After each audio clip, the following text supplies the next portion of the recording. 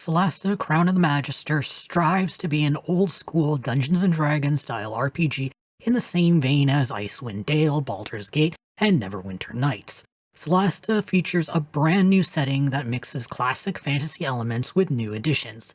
Like any good tabletop game, players will gather 4 brave adventurers on a grand quest for glory, riches, and possibly the world's salvation. Solasta, Crown of the Magister offers standard fantasy fare involving political tension, brave adventures, and ancient secrets all tied together with an epic quest. It doesn't break far from the RPG trope, but it does a decent enough job to keep the plot going. The game feels like the writers are trying to cram important information and a little personality into characters, but were severely limited by the number of lines voice actors could perform. As a result, the dialogue pacing feels a little bit off. The dialogue isn't terrible, but it isn't great. What is terrible is the in-game banter outside of the plot conversations. It sounds like there are only 3 to 5 variations of compliments and insults for successful and failed rolls. None of them are particularly great, and a lot of the insults seem unnecessary for a party in a life-or-death battle. Solasta, Crown of the Magister uses a stripped-down versions of the Dungeons & Dragons 5th edition systems reference document. The main mechanics are there, but there is missing content. The game's presentation always makes it crystal clear that players are engaging in a stand-in for tabletop RPGs. All the rolls are depicted as an animation of the appropriate dice. Travel and spell times are all accurate to the SRD rules. Long-distance travel, short rests, and long rests are done correctly. As a bonus, a dungeon creator is in development for those looking to get a bit of the Dungeon Master experience. One of the downsides of Solasta, Crown of the Magister is some of the SRD content that was lost to the cutting room floor. Only 6 classes shipped with the game: Cleric, Fighter, Paladin, Ranger, Rogue, and Wizard. Sorcerer is expected to be released soon after launch as DLC. While the classes cover the main playstyles of Healer, Caster, Tank, Brawler, and Agile Fighter, some beloved and unique classes like Bard, Druid, and Monk are missing. There is a decent amount of exploration in Solasta that will reward adventurers with great loot. Several are locked behind some movement puzzles. Unfortunately, a large number of the top-end loot require Misty Step or a combination of Misty Step and another ability. It's not an ideal situation, as it severely limits the creativity that would normally be found in an actual tabletop game. I would have preferred to see more skills and abilities that could be used. Combat feels like Dungeons & Dragons with miniatures. As expected, the SRD rules are followed faithfully, and all combat roles are handled automatically. Boss fights can be difficult. Legendary enemies built around a specific mechanics are particularly brutal until players figure out a solution. The devs have made a concession by allowing players to adjust the game's difficulty on the fly. I love the fact that combat is a big part of the game, but it isn't the only solution to every problem. Diplomacy is often an option for major plot-related battles. Much like the rest of the game, items and weight management follow the Dungeons & Dragons standard. The scavenger system is a brilliant mechanic for an RPG.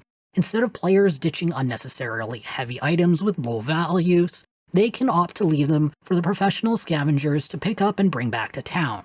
After a certain number of days, players can return to any scavenger and pick up a cut of the profits or buy back any item salvaged. There are some item management problems. Players can get vendors to detect magical items an unlimited number of times, even though there are no more magical items to be found. Players are charged the same fee instead of being capped to the first detection. The biggest issue is the awkward inventory management. Actual looting is decent, as players can choose a nearby character and send items directly to their inventory. Weight limits are clearly depicted, and anything within 5 squares are all pooled into one group.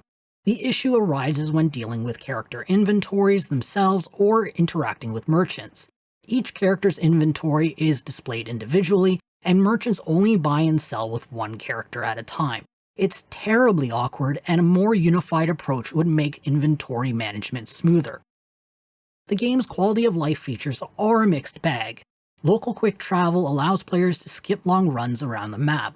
On the flip side, combat and long-distance travel are sorely in need of a fast-forward button. Long-distance travel is probably the worst of the two, as I found myself breaking out my phone to pass time during travel lasting 9 or more days. While the game does offer some fast travel options to old locations as the game progresses, long-distance travel is simply unavoidable when exploring new areas. I like the clear indications of what skills and feats are not applicable in Solasta, but are kept in for completeness.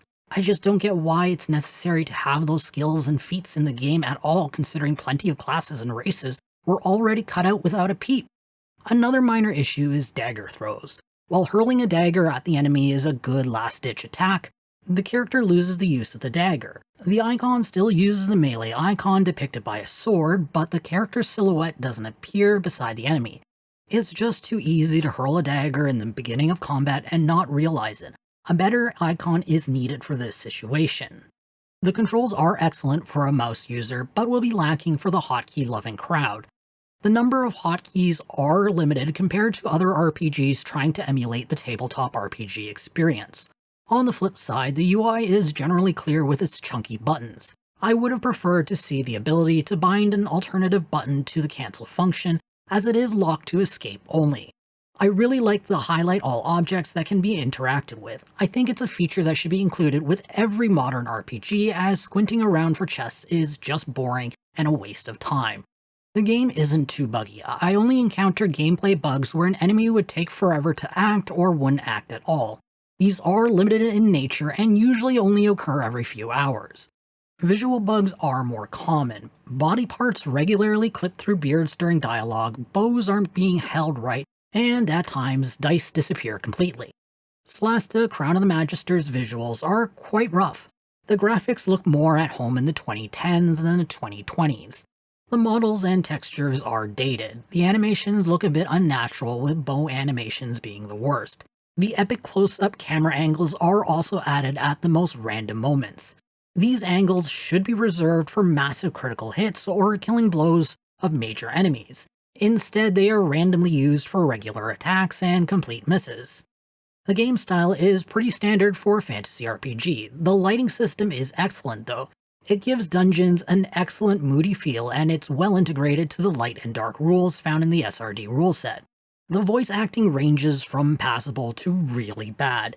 Accents have no consistency based on character, race, or culture. While all of the main characters try to stick to the standard British accent equals a fantasy setting, the remaining accents seem randomly assigned. Most actors seem to be American, and many fall back to an American accent on the regular. On the flip side, the soundtrack is enjoyable, and the sound effects are decent. I like the fact that a sharp-eared player can actually hear an impending ambush and take appropriate action ahead of time.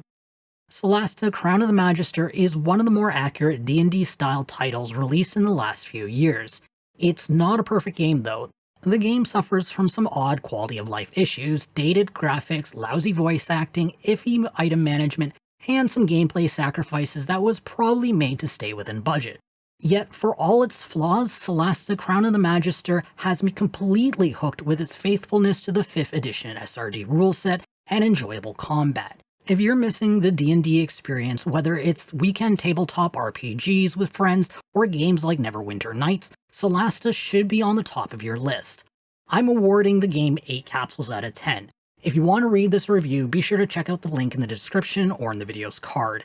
If you have a suggestion on what game you want us to review or preview next, make sure to leave us a comment below. I hope to see you soon. This is Jamie from Capsule Computers signing off.